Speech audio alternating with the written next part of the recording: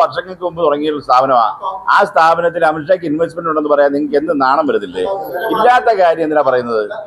ഇത് വെറുതെ രക്ഷപ്പെടുക. കാരണം ഞാൻ ചോദിക്കട്ടെ, ഈ പറയുന്ന പ്രശ്നം എന്ന് പറയുന്നത് വില കുറഞ്ഞത് ഈ പറയുന്ന എൻ ഡി എ ഗവൺമെന്റ് പറഞ്ഞപ്പോഴല്ല, അതിന് മുമ്പ് വില കുറഞ്ഞതാണ്. ആ കാലഘട്ടത്തിൽ വില കുറഞ്ഞതിനേക്കാൾ ഇപ്പൊ വില കൂടി ഇത്രയും വർദ്ധിക്കുക. ഇപ്പൊ എങ്ങനെ കൂടി? കോമ്പൗണ്ട് റബ്ബറിനും അതുപോലെ നാച്ചുറൽ റബ്ബറിനും ഡ്യൂട്ടി ഇമ്പോസ് ചെയ്തു. ഇതിനു മുമ്പ് ഇല്ലായിരുന്നു. ഇപ്പൊ പറയുന്ന ഏഷ്യൻ കൺട്രിയിൽ നിന്ന് മാത്രമേ ഉള്ളൂ കോമ്പൗണ്ട് റബ്ബർ ഇമ്പോർട്ട് ചെയ്യാൻ പറ്റുന്ന ഡ്യൂട്ടി ഇല്ലാതെ. അത് ഡ്യൂട്ടി ഇമ്പോസ് ചെയ്യാൻ വേണ്ടി പോവുകയാണ്. ഡ്യൂട്ടി ഇമ്പോസ് ചെയ്യുമ്പോൾ വില കൂടും.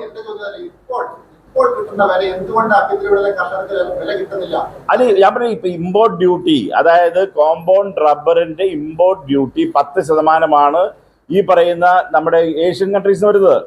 ആ ഡ്യൂട്ടി ഇൻക്രീസ് ചെയ്ത് കഴിഞ്ഞാൽ ഇതിനേക്കാൾ കൂടുതൽ വിലയിലേക്ക് വരും.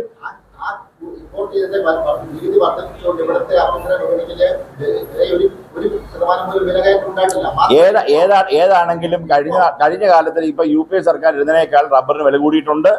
ഞങ്ങൾ ജയിച്ചു വന്നാൽ റബ്ബറിന് വില കൂട്ടിയിരിക്കും. ഇപ്പൊ ഓൾറെഡി ഇപ്പൊ ഉണ്ടായി കഴിഞ്ഞല്ലോ, വില വ്യത്യാസം ഉണ്ടായി. ഇപ്പൊ ഞാൻ പറഞ്ഞു 10% കോമ്പൗണ്ട് റബ്ബർ, അതായത് കോമ്പൗണ്ട് റബ്ബർ ഇവിടെ മാനിപ്പുലേറ്റ് ചെയ്ത് കളർ ചെയ്ത് ഇവിടെ ഇമ്പോർട്ട് ചെയ്യുന്നുണ്ട്. അത് ഏഷ്യൻ കൺട്രീസിനാണ്. അതിന് 10% ഡ്യൂട്ടി ഉള്ളൂ. ആ ഡ്യൂട്ടി ഉള്ളത് കൊണ്ടാണ് ഈ വില കയറി പോകാത്തത്.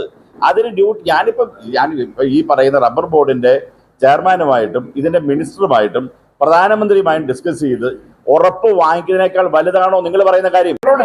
എന്റെ റിപ്പോർട്ടർ എന്തിനാ ഞങ്ങളോട് ദേഷ്യപ്പെടുന്നത്? റിപ്പോർട്ടർ ഞങ്ങൾ സൗമ്യമായിട്ടല്ലേ പറയുന്നത്. റിപ്പോർട്ടർ ഞങ്ങൾ കേൾക്കുന്നുണ്ട്, പറയാൻ ചാടിക്കടിച്ച് കൊല്ലാതെ.